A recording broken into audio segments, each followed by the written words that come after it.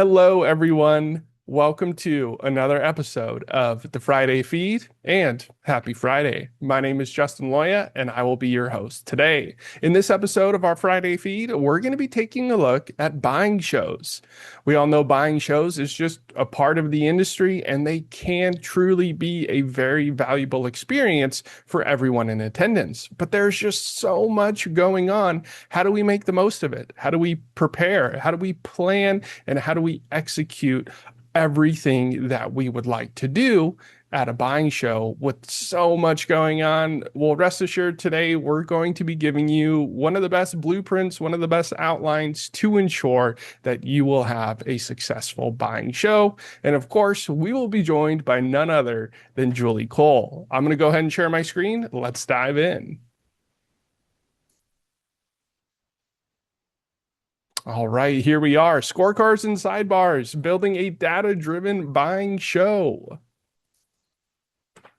For those of you that don't know Julie Cole, actually, I don't know if there's anybody out there that still doesn't know who Julie Cole is, but she is very well known in the industry. Prior to joining Meal Ticket, she actually worked at a broadline distributor for 12 years. She's been in your shoes. She's attended numerous different buying shows. She's figured out what's worked, what hasn't worked, and today she's going to be sharing that with you. So without further ado, Julie Cole, take it away.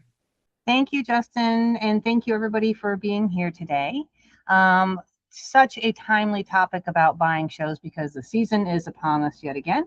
And I think our first show that I know of is going to be in August. So here we go. Let's get ready. Let's get prepped, and let's make the most of our buying group shows. Everything that we're going to be talking about today is something that I think you can build into a repeatable process, and it says that here across the top. This is a flow that I would encourage you to basically just make a part of your playbook as it relates to your marketing activities through the year. And of course, this is focused on the buying show season. So step one is to prioritize, and that's basically who are you meeting with and why. And I realize it's not completely under your control, but I want you to formulate the list of everybody that you want to meet with. And I want there to be a reason behind why you've selected those people. So that's number one, is prioritizing. Then number two is preparing. And in preparation, I'm not just talking about, gathering things and making a spreadsheet and this type of thing. I want you to really think about what KPIs do we want to have available to us, because they will enhance my discussion. So if I'm going to be sitting down with this particular manufacturer, what are the very specific measurable activities that I want to discuss with him? So I want you to lay that out. I want you to be thinking about that right now. Then the third point here is the actual interaction. And on the meeting part, I have a couple different thoughts on that, but there's going to be the actual collaboration, and that's step number three. And then, of course, number four, the most important one that I think distributors across the board will admit they sometimes fail on, which is the actual follow-up. So you have all of this build up to this great big meeting, and you make all these decisions, and then maybe we drop the ball on the follow-up. So again, this is our repeatable process: prioritize, prepare, meet, and follow up. So number one in prioritizing, why do buying shows matter? Well, they're a significant business investment. And I think that a lot of times people think of buying shows as fun, and they are fun. I mean, you get to see people who you haven't maybe seen in a while, and there's usually dinners and receptions, and that's awesome. But they can be, and really should be, thought of as an actual investment. There's your time. That's probably the biggest investment that you're making and the most important investment that you're making. But then there's also costs. There's cost of travel, there's cost of the hotels, there's cost of the suppliers who are there. It's a big investment. And just like anything that you do personally or professionally, when you're making an investment, you want to see a return. So why do buying shows matter? Because they are a significant investment. And what is the cost of going in unprepared? If you go in without an agenda, you're wasting your time. I'm just going to be as transparent as I can be with you on that one. You need to have an agenda, you need to have the KPIs, and you need to have a concise formula and approach that you're going to take. So you got to take that time to prepare for your most important meeting. So when you show up, everything about that interaction, all the way down to your outfit, the computer that you have in front of you, the data that you're discussing, is all going to go into the perception that that supplier has about your actual meeting. So showing up with sticky notes and scattered reports and frayed paper and so forth, those aren't going to cut it. You want to show up at those particular meetings, which are short, as prepared and professional as you possibly can.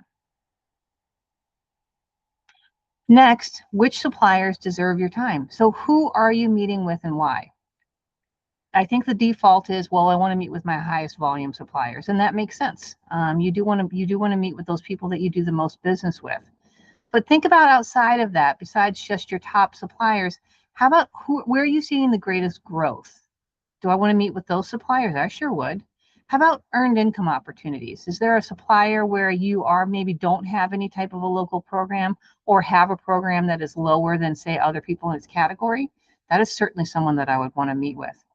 Maybe your business is determining whether or not they're going to go into an uncharted market.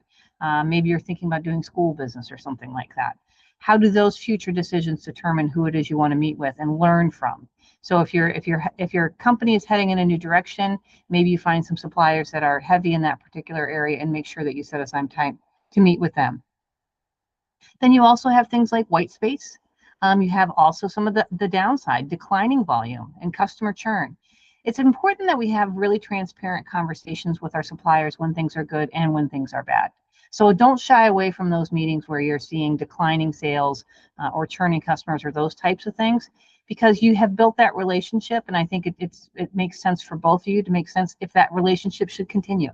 Start with the 80-20 rule. So take a look at that supplier list that you are targeting and find the most important ones and start there, because maybe you're not going to have the time, or maybe it doesn't even make sense to do this deep analysis on every single person that you're going to be meeting with, considering that you could be meeting anywhere from 50 to 60 different suppliers. So start with the most important ones first. Now, if this is a show in which you are submitting appointment requests, get them in early. Every single buying group has told me that the early bird gets the worm. So get those requests in early. Then I want you to spread out your desired appointments, because I realize there's going to be a backlog in between when you figure out who you want to meet with and who you find out who you're actually meeting with. So come up with that target list and work that target list regardless of whether or not you have an appointment with them. Because what I'll tell you is, even if there's someone who you want to meet with and you don't get an appointment, that doesn't mean that this buying show is not important to you, and doesn't mean that you can't still have these meaningful conversations. You might just have to go about it a little differently. So after we've prioritized and figured out exactly who it is we want to go after, now let's start the preparation. And what I would suggest is that you create a scorecard for each meeting. That scorecard is going to be based on the KPIs that you already determined. So what are the most important things that I want to talk about with this particular supplier? Now, I don't want to lead you down the road of saying come up with different KPIs for every single supplier. That would be too much work and really doesn't lead to super meaningful conversations. I think you're going to want to come up with KPIs that you then overlay all of your suppliers and will direct those conversations. So through those KPIs, however, you're going to find specific opportunities to be discussed with that actual supplier.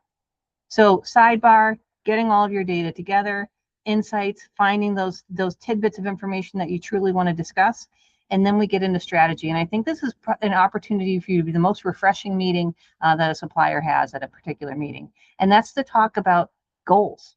What do they need and what do you need? And I think that's a part of the conversation that we often forget to have, which is meeting in the middle there with these suppliers to understand what is most important to them and figure out how you can build that into your strategy. Which then leads, of course, to point 4 here, which is what are we going to do with this? So how are we going to convert this information into focused, actionable to-dos and follow-ups?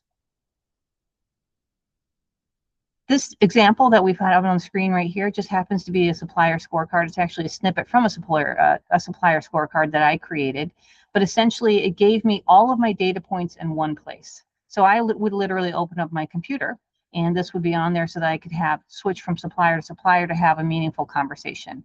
So on this one, my KPIs were some were tactical and some were strategic. But on the tactical side, of course, I was always looking at non-allowance high volume items. That was just that's kind of the no-brainer. So if I'm buying a ton of this particular item from this particular supplier and there isn't an allowance on it, of course I'm going to ask for an allowance on there, as well as enhanced allowances also. I would say on the enhanced allowances piece, definitely take into consideration the seasonality component and take into consideration your customer mix and your customer ranking. You always want to drive sales, obviously, that bring you the highest adjusted gross profit. A lot of times those adjusted gross profit items are being sold to your A customers. So therefore, I would overlay your high volume items overside of your customer ranking so that you can make sure that you're driving the business on the right items that are most important to you. In addition to that, though, I would look at things like at-risk items, conversion opportunities, new markets. Those are all really important and are going to be very desirable content to discuss with the actual supplier. So an at-risk item, as an example, my definition of an at-risk item is an item that you are selling, but you're not selling it to very many customers. It might even be high volume, so it might escape your typical scrutiny because it's high volume. But the fact of the matter is, if you're going through high volume, but you're only sending it to 3 or 4 customers, that is at risk because those 3 or 4 customers could disappear and now you're stuck with inventory. So I utilized insights to provide me with all of my at-risk items so that I could have meaningful conversations about, strategizing around how are we going to create so that we have more than whatever the number was, 5 customers buying this particular item. How do we build that up? That's a meaningful conversation to have with a supplier because they have a vested interest in you keeping that item in stock. So therefore, they want to help you grow that customer base, not only just grow sales, but also to protect their in-stock items. But then, of course, a buying show is a perfect opportunity to discuss conversion opportunities also. If you're going to be sitting down with a supplier who supports your buying group, go ahead and look at the items that those like suppliers who are not supporting your buying group. Look at those purchases and sales of those items and determine if there are conversion opportunities. Conversion opportunities are going to generate revenue income from an investment from your supplier. So don't forget to look at that. And that's going to be a good part of the follow-up also around that is it's not just about throwing money at it, it's about throwing together a plan that's going to support any of those conversion opportunities. Data creates confidence. So as I said before, when you're prepared with info that supports a strategy, you are forced to be reckoned with. And that's what I really want you all to be as you sit down with all your suppliers. Not intimidating, not scary, just prepared. And don't limit this to just your appointments. And this is one thing that I really wanted to focus on when we get to point number 3, which is the actual interaction. Reach out to anybody that you want to, who's in that buying group. Heck, I suppose you could even reach out to someone who wasn't in the buying group, but say, hey, it's the time of the year when I would normally be having these conversations. Let's go ahead and have those conversations. So determine the list. You drive this. You drive the occasion or the event is driven by the buying group, but you are in control of who you're having these conversations with and what you're asking for. So I would not limit yourself to your appointments. I would reach out to everybody who you're interested in. And then the last point, begin your preparation prior to the show, like well ahead of the show. If you know that you are going to want to meet with, I don't know, McCain as an example, there's no reason for you to wait until the day of the show to have those conversations. If there's something important that you need to discuss with them, reach out before the show. If you realize that this particular supplier isn't going to be at the show, fine, reach out to them anyway and say, hey, it's the show time. I know you won't be there, but let's have these conversations. My point is, it's a time of year, but you're not limited by the physical restraints of the actual show. Supplier scorecards are great. I showed you something that I would have up on my screen. Perhaps you're not using Insights or you're using a different tool, but still make sure that you have some type of scorecard with you for every single meeting where you can talk about things like performance and goals and fill rates and wins and challenges, action items, all of that. The more that you have, the better off that you will be when you sit down with these particular suppliers. Every meeting needs an agenda. So on this part, I'm going to encourage you all to leverage AI to help you record discussions. And this is something that people might feel a little queasy about, but something I'd encourage you to explore regardless. You sit down for your 10 or your 15-minute meeting, and there's a lot of collaboration that's going back and forth, a lot of words and so forth. And you want to be engaged, so you don't want to be just sitting there taking notes. I happen to use a meeting recording software called Plod. That will actually record the meeting that I'm having. So an in-person discussion that I'm having, it's recording that. And it does all the same thing as these great note takers do. It's going to summarize it for me. It's going to give me my to-dos and that type of thing. Of course, I always ask for agenda, or I always ask for permission prior to that. Can I go ahead and record this? Not a problem. But definitely just think about leveraging AI, because there's so many things that fall out and get missed just because you want to be engaged in there. And so you're trying to take as best notes as you can, but things will fall off. And if you have the ability to do recordings and that type of thing, you'll be very happy with the result, and it will help you be very much more efficient in your follow-up.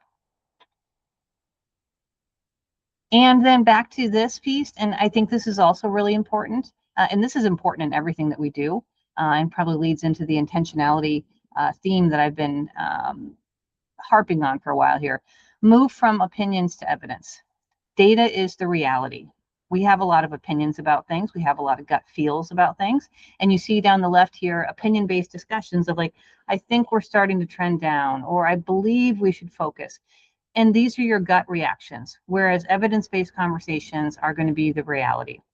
So these should drive those growth opportunities for you based on exactly what you're actually seeing and the data that you're seeing.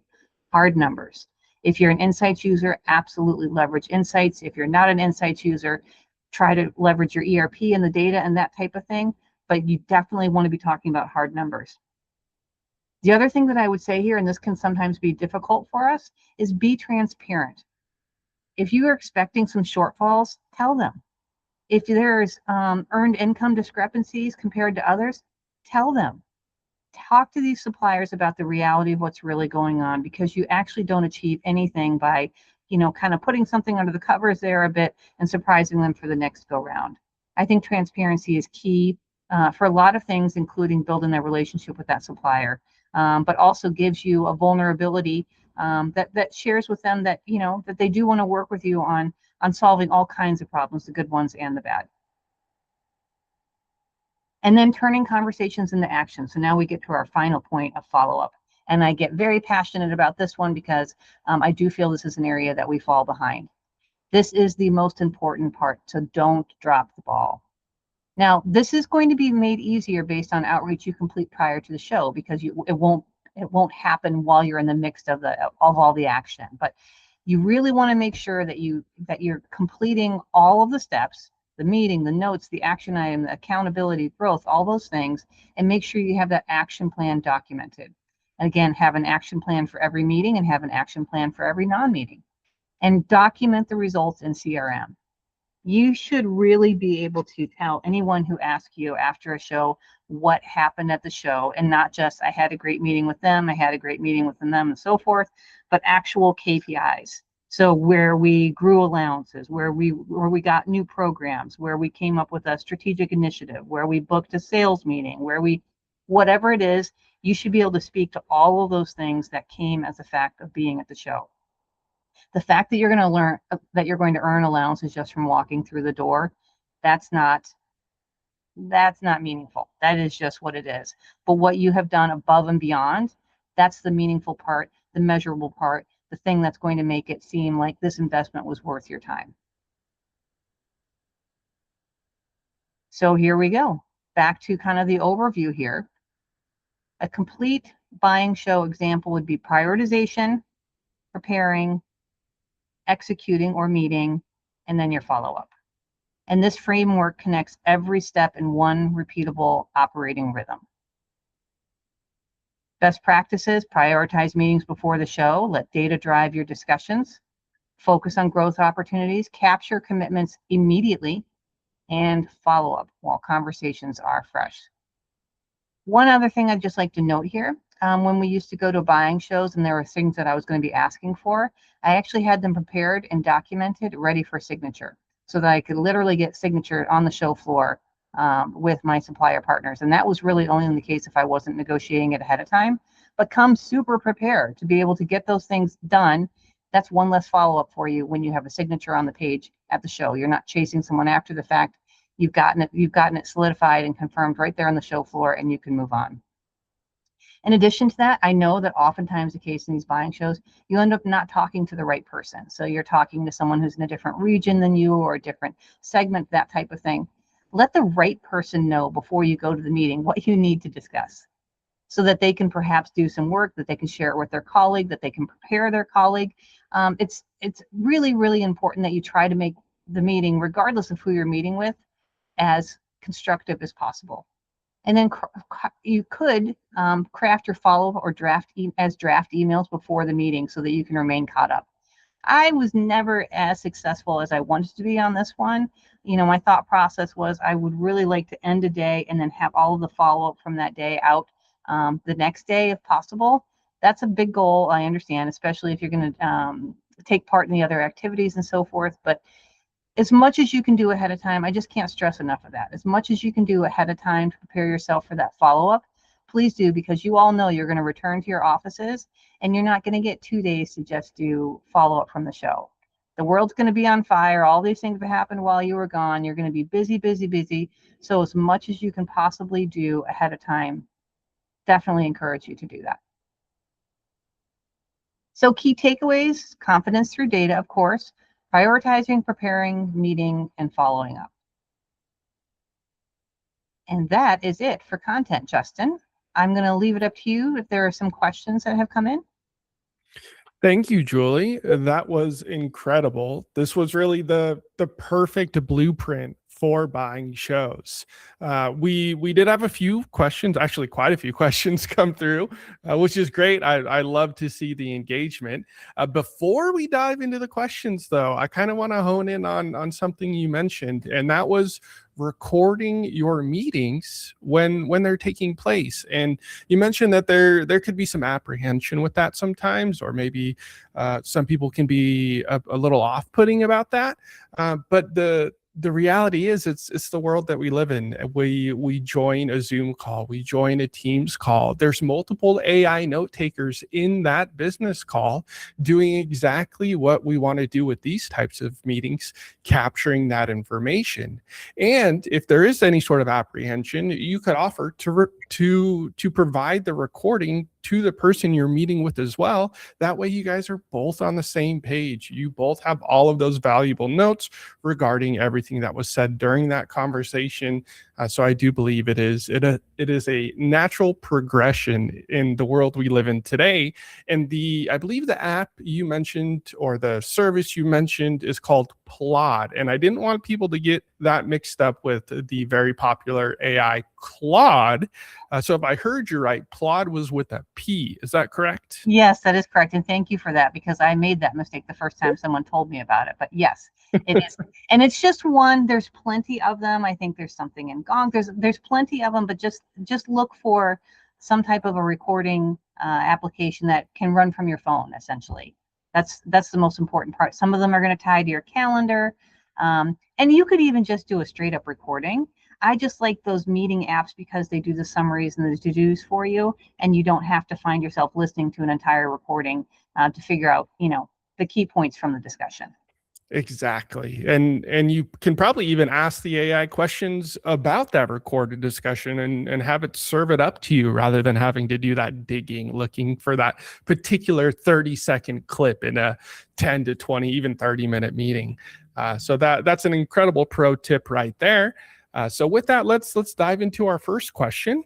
And that is, what meal ticket technologies did you use in your prep?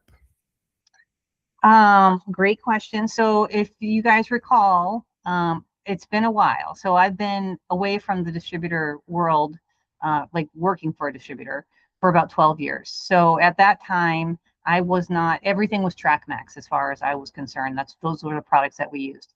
So I did leverage TrackMax, but I really, really leaned on Insights to do the vast majority of my show prep, for all the reasons that anyone who knows Insights, because that's the product that was helping me understand the profitability to drive my decisions around things like, which items I really wanted to make sure I got allowances on. It also gave me the very quickest tools to understand at-risk items, slow-moving inventory, conversion opportunities. So it was a great BI business reporting tool that I leaned on heavily, and often a lot of my discussions with suppliers happened with Insights literally opened on my laptop.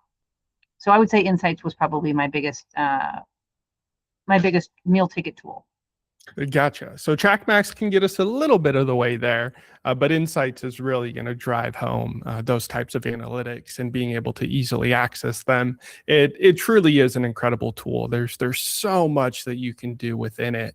And you mentioned that you've been out of the distributor world for about 12 years. And for those of you that don't know, it was Julie's 12-year anniversary here at Meal Ticket just a couple of days ago. So that aligns perfectly.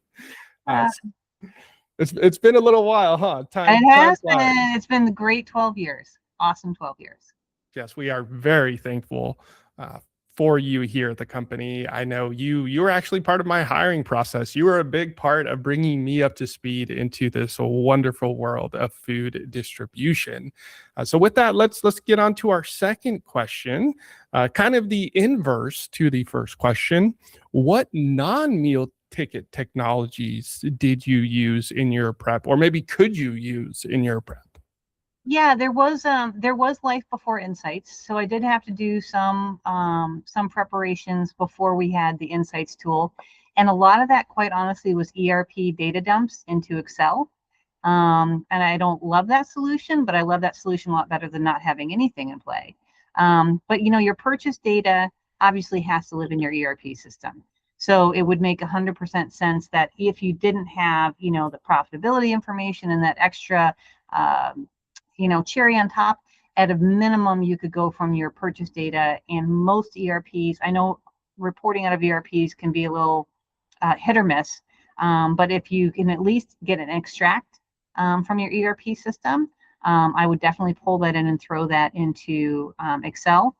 If you have to go that route, the other thing that I would absolutely say is lean in on your redistributor purchase reports also. So I just think of Dot because obviously Dot is a big redistributor and we worked a lot with them. The Dot Expressway had some great reports that would help me understand my volume by supplier when I just didn't know who was who. So a lot of times when you get into that redistributor world, it can be difficult to understand that, this whatever is actually a Sara Lee item, or this whatever is actually Conagra. And that helps when you don't understand that piece. Obviously, you're not going to have the data, the best data that you can to have so those meaningful conversations. So again, if I were talking about having to pull data from my ERP, I would certainly do that, but then I would try to marry it up with exports that I can get from my redistributors reporting solutions, like the Dot Expressway as an example. So a bit of an amalgamation of different tools. You kind of got to pick and hunt to find what you're looking for, which is another great shameless plug for Insights. Build the report that you want. Very easy to access and very easy to digest. So our next question coming in, let's see. Let's go with, how early did you start planning before a show? So I think this is another one where you just want to think outside of the box a little bit, because of course we don't know who we're going to be meeting with. Sometimes we don't even know who's going to be in the show, but we do know who was at the last show, the last few shows, maybe the last 2 years of shows, that type of thing. That's where I would start. So I had a master list of people that I had seen in the past at the shows, and I just kind of made the assumption I'm probably going to see these folks again, and started working the list long before I even had an attendee listing from the actual buying group. So start from there. And again, as I said before, remember, this is a period of time, but you're not limited by the actual physical event. So maybe you're used to seeing this particular person at a show and they're not for this show. That's okay. Still do the analysis, still do the build up, and still do the follow up with them, even outside of the show. But essentially, I would say probably 6 weeks to 8 weeks ahead of the show, I began my preparations because I wanted to be able to get ahead of the ball. I wanted to start conversations early, and I just knew that none of it would be for a waste. So I didn't want to limit myself by the timelines provided by the buying groups. And I'm not saying that they're not timely. I just understand they have a lot of organization going on and so forth. So I did the work ahead of time and figured, hey, worst case, I have someone that I've done analysis for who doesn't come to the show. That's okay. I'm going to negotiate with them outside of it. Perfect. Yeah, that analysis, regardless, is not going to go to waste. You're going to be using it at one point or another And I kind of want to tie this back to something you said earlier in the presentation, that sometimes you may be meeting with a person that is not the right person. And when you start these preparations 6 to 8 weeks before the show itself, it allows you to get that information to the right person, to start the conversation with the right person, and allow them to relay that and work with the person on their side that's actually going to be at the show, the one you're actually going to be meeting with. And that's just going to set everybody up for a lot more success. So I do think there's a lot of value in starting that prep 6 to 8 weeks prior to the show. All right, let's go with our next question. The biggest hurdles that you faced in meetings, or maybe the biggest hurdle that you faced in these types of meetings? Um, Aside from meeting with a company that we just didn't need to be meeting with, and I tell this story often, just because I think it was kind of funny, but you're definitely going to have some meetings with people that they're just not a priority. We constantly would have the meeting with, I can't remember what the company was, but they focused on catfish. Nobody buys catfish in New Hampshire. It's just not a thing. But yet we would meet with them and we would tell them every time, yes, you can have all of our catfish business, which is probably going to equate to 12 special order cases a year. But so that's a bit of a hurdle. It's going to happen though, and there's nothing that you can do about it other than just be respectful and generous and so forth, and upfront and transparent. But I would say, aside from that, the real hurdles came with, to Justin's point before, when the wrong person was sitting across the table from me, when they couldn't help. And if you sit down with that person across the table from you and it's the wrong person and there's been no prep work done, all you've done is create just a ton of follow-up for yourself. Because now that person across the table is taking some notes, they're going to shift it to somebody else and they're gone.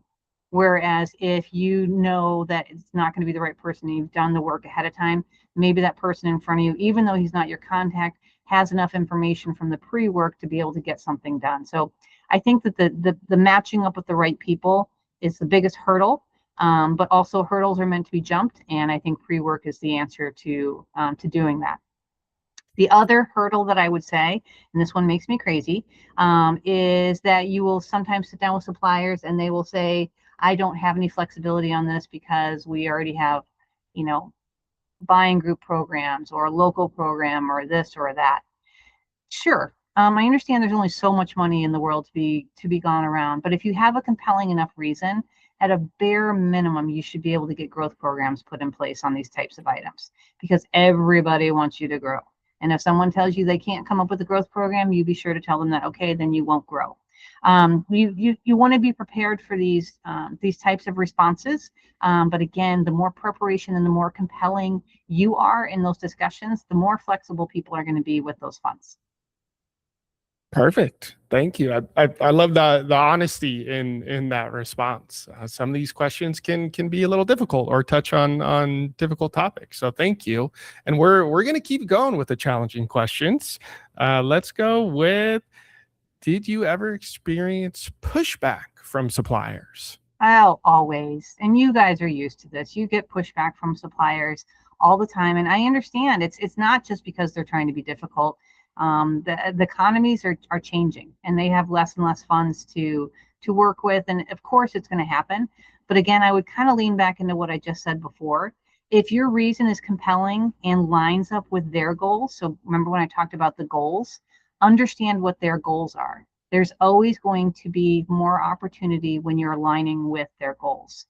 So if you can figure out how to align their goals with your goals, and then you have the asks on top of that for funding for different initiatives and to help you grow, I think that's where you're going to see the most opportunities and less pushback. Where you're going to see more pushback is when you're basically just going in and asking for more without any return. ROI is important to everybody on every single thing that they do. So I would say make sure that for every ask that you have something to give as a result of them further supporting you. I love that answer. It's a two-way street. It's not one way. Help me, I help you, and everybody's happy in the end. I mean, it's really it's a business partnership. It's not you working for me or me working for you. It is truly a partnership, and we both want to be successful. All right. Let's go with something more so on the positive end, if you will. What kind of success did you experience when you did this type of work, this type of prep? I mean, there was success in dollars because we were able to negotiate programs above and beyond, and that part was important, but more so the relationships. I think the relationship building is the most important thing that you could do because that lasts 365 days out of the year, as opposed to showing a little blip in your earned income. So I think, going back to that preparation and that transparency, I built some really solid, trusting relationships with supplier partners. And that was by far the greatest success that we saw. People that I'm still in touch with today. And I love that. And I look forward to seeing them sometimes at the shows because some of them are still on the circuit. But really, the relationships and working. There's a story that our CEO, Sherelle, talked to us about rowing. And I believe the terminology was swing, and swing being when they're all in a boat, and if you're all moving in exactly the same direction in the same way, rowing the same direction, following the same form, that the boat feels like it's moving without anyone doing anything. And I think getting into that swing motion with your suppliers as much as humanly possible is exactly what every distributor, especially independent distributor, needs to do and wants to do. So yes, focus on the business statistical part of the additional allowances and so forth. But again, bring that prep work and that transparency and that desire to understand their goals and marry them with yours to build that relationship to a new level. Perfect. And I can attest to those long-lasting relationships that that you've cultivated, Julie.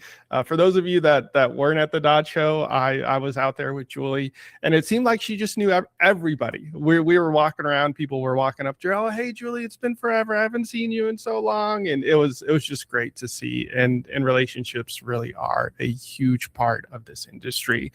So we appreciate that. Thank you. We're getting we're actually a little over, but I got one more question. Thank you all for hanging in there with us. Just one last question, and then we will wrap it up. Julie, who did you typically send to these shows from your organization? Oh, that's such a great question. And I can tell you that it's become so much more important to me now that I'm sitting on the other side of the table during these appointments. I think it's really a divide and conquer when you start talking about who to actually send to the events. Because again, who are you meeting with? What meaningful conversation do you mean to have with that person? That's so directly impacted by who's actually going to be at the show. So when we would come up with our list of people that we had the opportunity to meet with, we would divide and conquer and say, okay, we see the opportunities with this particular supplier being in, I don't know, maybe cost of goods, lowering cost of goods, discussing fill rates, operational types of things. Okay, so if that's where our opportunity is, then from our team, this is the right person to go and have that conversation. As opposed to this other one, maybe it's an opportunity around some marketing initiatives that we want to take on, or target them for a specific trade show or something like that. Well, okay, then we're going to send this person to it. So we always had representation, both from procurement and also marketing and merchandising. And sometimes we also had sales representation. But again, we looked at that list really hard, divide and conquered, and made sure that the most meaningful conversation could happen with the right people at the table. It's not going to be perfect. Of course, it's not going to be perfect. But again, taking that extra step to figure out who should be meeting with who and what should they be talking about is going to make all of those minutes worth that investment. Perfect. Now, I kind of want to add a little bit onto that question, and maybe this is just me new to this side of the industry. Would it be appropriate to send multiple people if you can accommodate that, or is it really just one or two? How does that work? No, definitely send more than one. If you send one person, they're going to be so exhausted by the end of the show that they'll need time off. No, I would definitely recommend sending multiple people, and I would definitely focus on sending people with different roles so that you have that opportunity to have different types of discussions with different suppliers. So send somebody from merchandising and marketing, send somebody from procurement, send somebody from sales. Then they can have those meaningful conversations. But also by having multiple people, when you look at your schedule, if it was just that person, I said that person would be really tired. Sending one person to 50 or 60 meetings is a lot. And what that does is it costs you the ability to network outside of your meeting times. So by having multiple people, as we often did, we might say, hey, we're going to have 4 people there. And at this particular time slot, 2 of them are tied up and 2 of them are not. Awesome. During those open time slots, we were having those conversations with people that we didn't have scheduled meetings with. So because we had multiple people there and had the appropriate coverage, we could break out from the very structured schedule and grab people on the side to have additional meetings and that type of thing. So you don't need to send, 8, 10, 12 people, depending obviously on your volume and the number of conversations you have. But I would at least send 3 people to a show, just to try to get as much coverage as you can. And I realize some of the larger distributors are sending a whole team and they have, 2 or 3 full schedules packed. It's really going to, depend on you. But like generally speaking, from a diversity perspective, I would have multiple representation. So that you can enhance the effectiveness of those meetings. That makes sense. That makes perfect sense when you lay it out like that. I don't know what I would do if I looked at my schedule for the day and saw that I had 60 meetings and it was just little old me having to get through all of it. Yeah. So thank you, Julie. This was a wealth of information, lots of great layouts here. As I mentioned before, really a great blueprint for a successful buying show. I would like to thank everyone for your time with us today. I truly hope that you are enjoying these Friday feeds episodes, this new series that we've came out with. We've had a lot of fun doing this. So before we transition over, and I just want to give you all a sneak peek to our next upcoming Friday feed. Before we do that, Julie, is there anything more you would like to say? No, but I hope to see so many of you out on the circuit this fall, because I will be at all the shows and I'd love the opportunity to connect. Thanks so much for your time today. I hope it was a good investment of your time, just as I've been talking about. And my email's on the screen. If you guys have any questions, just reach out. I love talking about this stuff. But if not beforehand, definitely swing by and see us at one of the upcoming shows. We'd love to catch up. Thanks again, Julie. Keep an eye out for our social media posts. We will be posting where we will be next, or I should say where Julie will be next. And once more, thank you for your time. I'm going to throw up a quick slide, a little outro with our next Friday feed, webinar information. Of course, keep an eye out for the email campaigns. Keep an eye out for our monthly newsletter. We will be announcing it there. But once again, thank you, Julie. Thank you, Justin.